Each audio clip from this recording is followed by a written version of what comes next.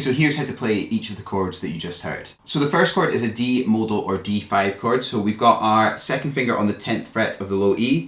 We're then muting the A string with that second finger. The D string is open. We've got our first finger on the 7th fret of the G string. We've got our third finger on the 10th fret of the B string. And we've got our little finger on the 10th fret of the high E.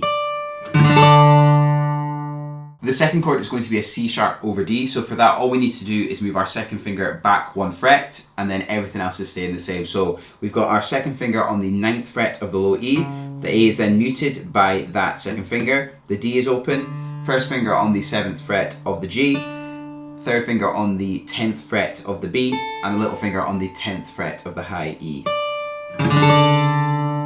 Next chord is a B minor chord, so for that we've got our thumb over on the 7th fret of the low E, we've got our second finger on the 9th fret of the A, and even though it would work in the chord, I normally mute this D string with my second finger again. I've then got my first finger on the 7th fret of the G, just as we had before, and then also the third and little finger are both on the 10th fret of the B and the high E, just as they were before as well.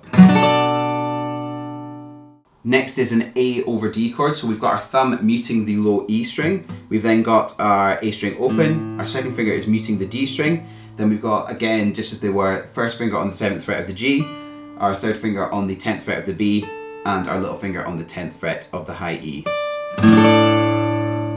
Next is a G over D, so for that we've got our second finger on the 10th fret of the A string, our low E is muted by our thumb, the D string is muted by that second finger, and our first, third and little fingers are staying in the same place they have been for the rest of the chords.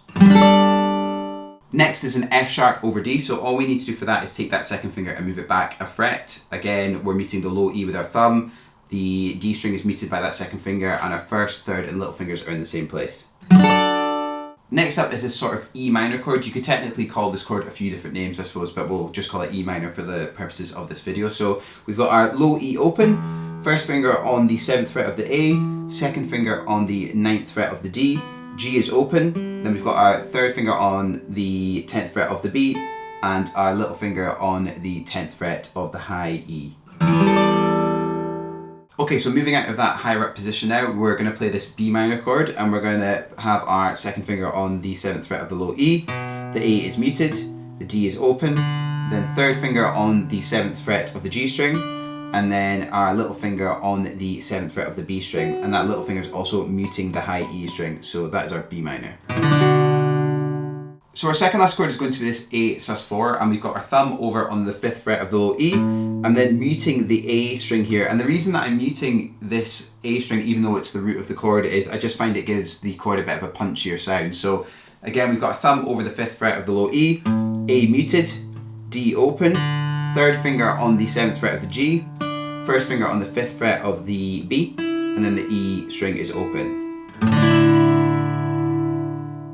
And our last chord is going to be this G modal or G5 chord. So again, we've got our thumb over the top. We're playing the 3rd fret on the low E this time. We're muting the A string with that thumb.